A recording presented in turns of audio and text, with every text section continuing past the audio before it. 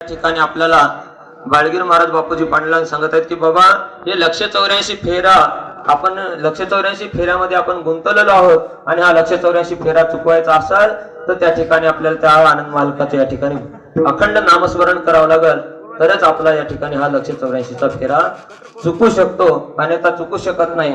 कारण का आपण या मायेमध्ये भरकटून गेलेलो आहोत, भ्रमून गेलेलो आहोत, आपल्याला त्या देवाचा विसर पडलेला आहे, आपला जीव हा त्या आनंद मालकाचा आहे, तरी पण आपण त्या मालकाकडे जात नाही। आपण इथं म्हणतो माझे मायबाप, माझे हे, माझे ते, पण आपलं हे कोणीही नाही।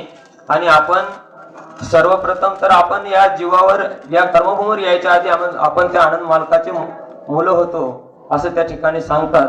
आणि मग आपल्याला या संसारात आल्याच्या नंतर बाबा आपल्याला सर्वस्व कळते। दुसऱ्या चरणात सांगतात आपल्याला सर्वस्व कळते, सर्वस्व कळते भजन का कळेना, येम जाव जाणं काय द्यालं।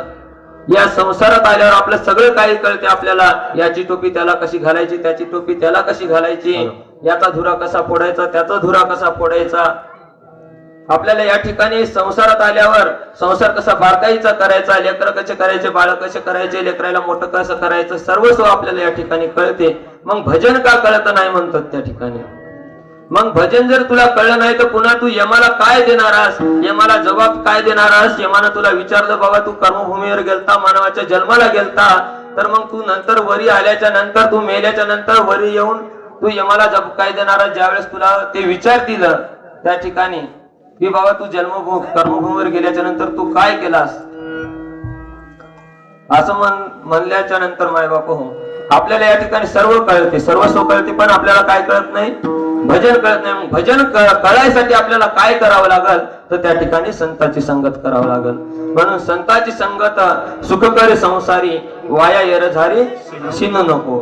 तर मग संतांची संगत का करायचं आहे, संतांची संगत याच्यासाठी करा म्हणतात बाळगीर महाराज की संतांच्या संगतीत राहिल्यावर आपल्याला गुरु भेटतो, गुरु भेटला की आपल्याला त्या ठिकाणी मार्गदर्शन मिळते, परमार्थ कसा करावा कसा करू नये, आणि परमार्थात गेल्याच्या नंतर नामस्मरण कसं करावं, नामस्मरण केल्यानं काय प्राप्त होते, या जीवाला सद्गती कशी प्राप्त होते, या जीवाचे षड्विकार कसे